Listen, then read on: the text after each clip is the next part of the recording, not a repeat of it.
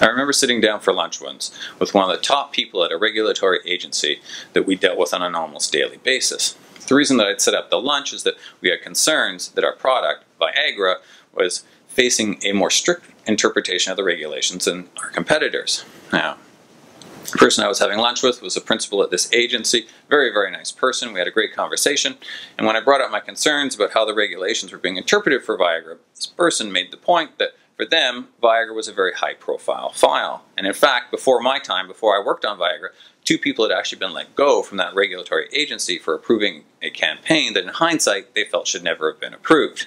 So naturally, people who were working at the agency, knowing that history, went to great lengths to make sure that in absolutely no way, shape, or form could anything that we proposed to them be considered to be even pushing the boundaries of the regulations. They interpreted the regulations for us in the most conservative way possible. Now, that's a situation you just never want to find yourself in. The people at an organization, key for approving the work that you want to do, are afraid to work with you. My name is Mark Charbonneau, and I provide performance coaching to people who want to take themselves to the next level.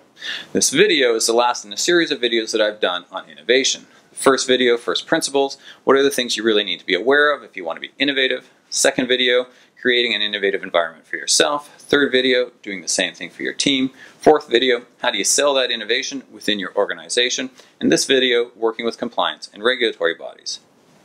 Now, the idea behind this video is really to provide you with some practical tips and suggestions around how to create the best possible work while respecting and following the rules and regulations that apply to you. So how do you ensure that you do the best possible work within the rules that apply to you? Rule number 1 is you've got to be ready to demonstrate how your work helps the patient or the customer. Now, I know virtually everyone out there puts the patient or the customer first, but my point is simply this. It's worth taking the time and making the effort to demonstrate to the regulatory agency how the work helps the patient or the customer. If they understand that, they're much more likely to interpret the regulations or interpret the rules in a way that's favorable to you. On the other hand, if you can't clearly demonstrate how what you're doing is helping the patient or the customer, regulatory agency much more likely to have an issue with it. Rule number 2. Know the rules, and if possible, know those rules better than the people working in the regulatory agency.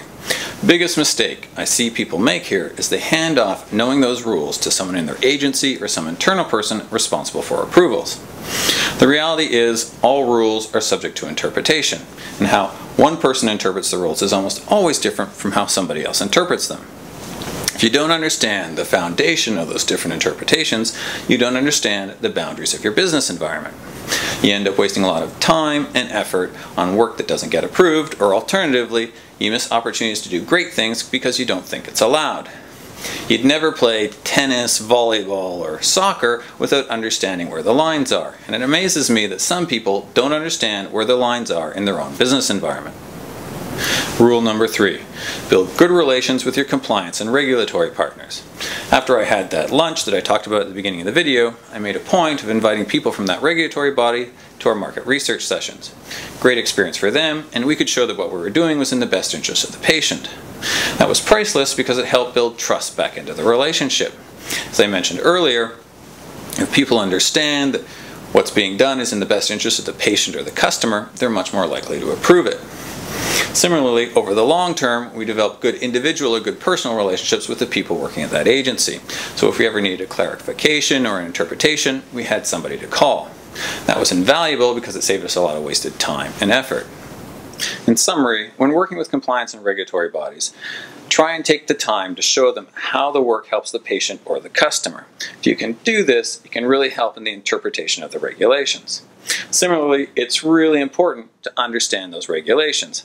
I know it's not always easy, but it's really key to understanding your business environment. Lastly, whenever you get the chance, try and build good relationships with your compliance and your regulatory partners. Their understanding and their perspective can be priceless for you. And I hope this video has given you some practical tips and suggestions on working with compliance and regulatory partners. If you want more information on the topic, don't hesitate to contact me directly at marketsolutionsmrc.com. Regardless, would love to hear what you think about the video, so please feel free. Thumbs up, thumbs down, write a comment, or just contact me directly. Thanks so much for taking the time to watch the video. Have a great day.